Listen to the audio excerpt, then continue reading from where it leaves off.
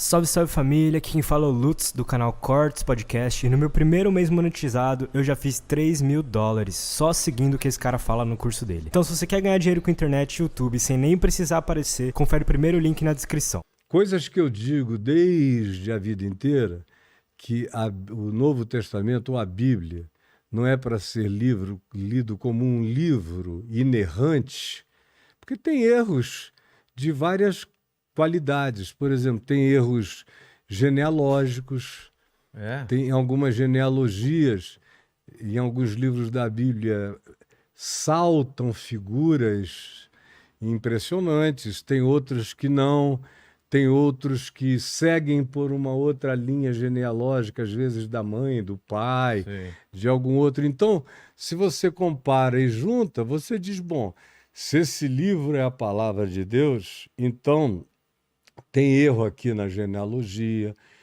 tem erro em datas, porque uns colocam uma coisa assim 2 anos antes, ou 3 anos depois. Nos evangelhos, Mateus diz que eram 2 endemoninhados em Gadara, o Gadareno, aquele cara muito doido que andava se cortando e tal, Jesus curou. E aí no evangelho de Marcos é um gadareno. Aí porque em Mateus são 2 e em Marcos é um, aí teria um erro. Uma bobagem dessa, porque são observadores diferentes Depois de um tempo, de né? tempos. Quanto tempo, assim? Acontecer, depende. Do Evangelho de Marcos para o Evangelho de Lucas, provavelmente você tem aí 20, 30 anos de Trabalhando com uma intercorrência. memória, né? Com memória, o que facilitava, no caso de Jesus, as pessoas não terem livros e serem analfabetas, a maior parte delas, e não esquecerem o que ele dizia, porque ele falava aramaico. E o texto do Novo Testamento foi escrito em inglês, ou seja, em grego. O grego era o inglês daqueles dias. Todo mundo falava grego. E como todo mundo tem que falar inglês hoje. Então, eles foram contar a melhor e mais fantástica história da existência deles, eles contaram numa língua universal. Que não era a língua que eles Não dominavam era perfeitamente. aramaico. Aí mas Jesus falava aramaico. Tá. E aí um grande erudito cristão chamado Joaquim Jeremias, Joaquim Jeremiah, ele era um inglês, especialista em aramaico. Ele passou a vida dele toda traduzindo os 4 evangelhos em grego para o aramaico. Ele voltou. Voltou. E aí o que aconteceu? Ele foi ficando chocado que tinha rima e tinha métrica. Caramba. Então, Jesus era um repentista. Era tipo literatura de cordel. Sei. Então ele falava e ninguém nunca mais esquecia.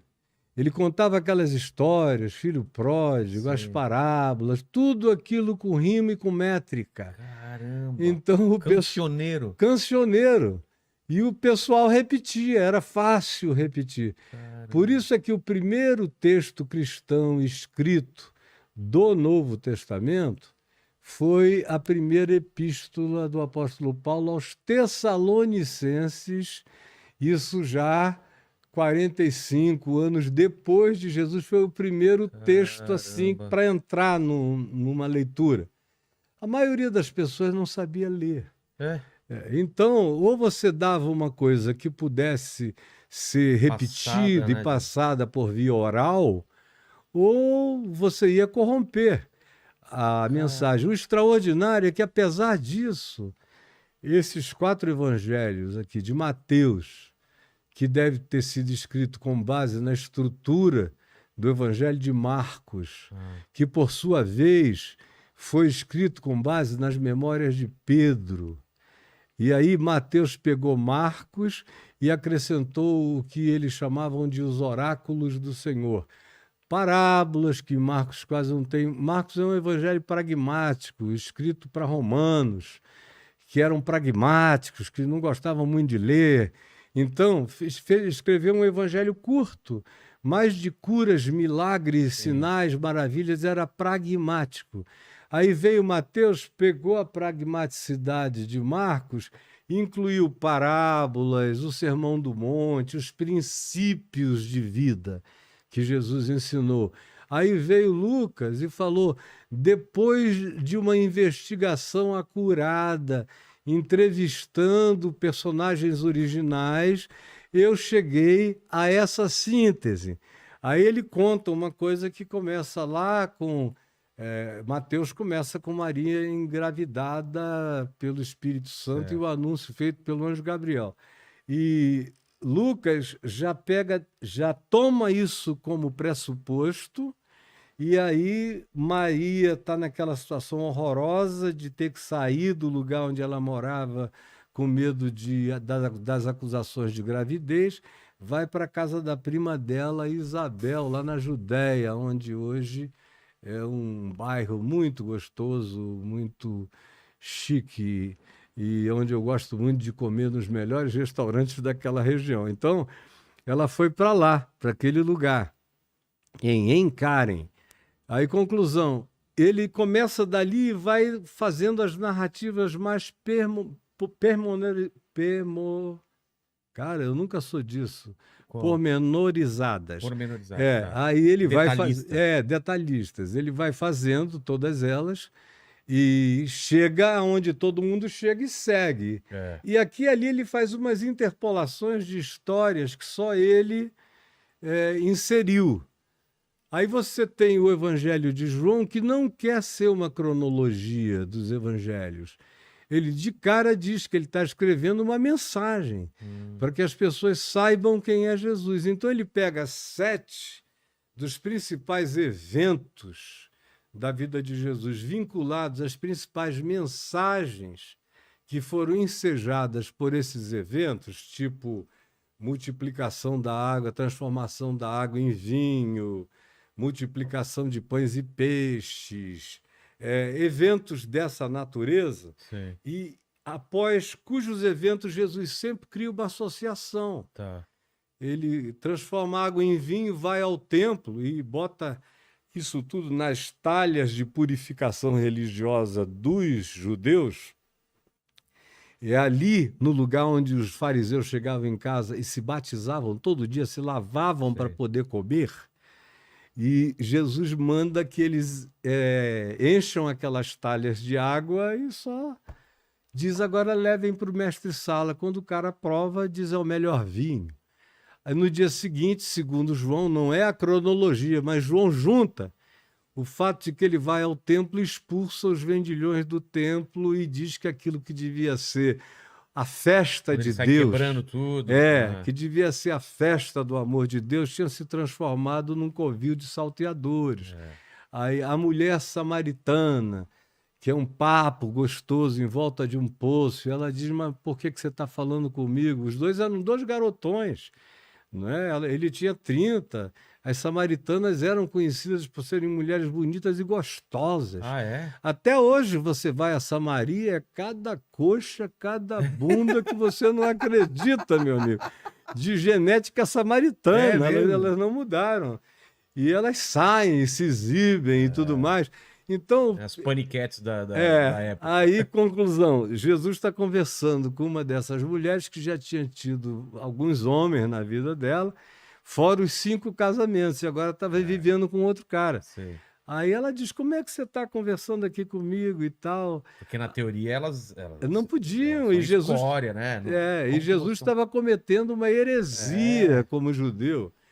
Aí ele disse: se você soubesse com quem você está falando, você me pediria e eu te daria da água viva. Caramba. E tem mais um elemento subterfúgio aí, porque a expressão eu te daria do esguicho da vida. Parece quase uma alusão a uma ejaculação. Mas, na realidade, ele está dizendo isso porque em Jerusalém a principal fonte d'água lá, que era a fonte de Guion, era uma fonte de esguichos. Então a água ia e esguichava, tipo uma ejaculação aquática. Sim. Aí ela recolhia, mas não parava nunca. Tanto é que ela está assim até o dia de hoje. Você vai lá e você vê a mesma coisa. E ele diz isso: você receberia o esguicho da vida eterna.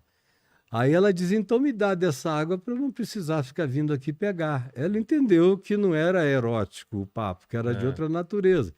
Mas os discípulos de Jesus que não estavam lá, quando chegaram, ficaram na maior história. O que é que ele está conversando com essa gostosa aí, meu Deus, sozinhos, nesse Que vão lugar. falar dele? Aí logo depois Jesus começa a falar da água viva, que quem beber daquelas águas volta a ter sede, mas da Então ele água vai que ele fazendo uma der, ligação. vai ligação. E João vai fazendo todas essas amarras, costurando. Então ele diz o tempo todo, o que Jesus fez é muito, muito mais. Não daria para escrever em livros o que ele fez. Eu só estou elegendo esses temas para que vocês creiam. Entendi. Que ele é o Cristo, o Filho de Deus, e para que, crendo, o evangelho todo não tem nada a ver com dogma nem com doutrina. É sempre assim, para que, crendo, tenhais vida. Jesus mesmo diz, eu vim para que tenham vida, e vida em abundância. Quando Jesus diz para alguém, os teus pecados estão perdoados, a palavra que designa isso tudo tem a ver com cura. Então, a preocupação de Jesus não tinha a ver com pecados morais nem éticos, tinha a ver com a consequência da transgressão da consciência e o mal que isso produzia. Psicossomático, mental, espiritual, distúrbios emocionais, loucuras, endemoniamentos. Que tudo vinha desses pecados, todos os outros males decorriam daí. Desse ponto. Pecado é doença do ser. É quando você rompe com o alinhamento da consciência, mente, alma, espírito e a desembocadura saudável disso na produção da saúde do corpo. Você abre algumas lacunas. Lacunas. A psicossomatização vem daí, tanto quanto os transtornos mentais e de caráter e de todas as naturezas decorrem disso aí, não é? Saiu do prumo e começa a pender para um lado. A palavra é pender. É a palavra que Paulo usa em Romanos 7, é pendor. Que você pode desenvolver o pendor para o espírito, ou você pode desenvolver um pendor para a carne. Carne, ele não está falando do teu corpo, ele está falando daquilo que naquele tempo designava obras que adoeciam o ser, que faziam mal ao caráter, à mente, ao pendor da carne, que tem a ver com ódio, ira, abuso, com objetificação sexual, com todas essas coisas.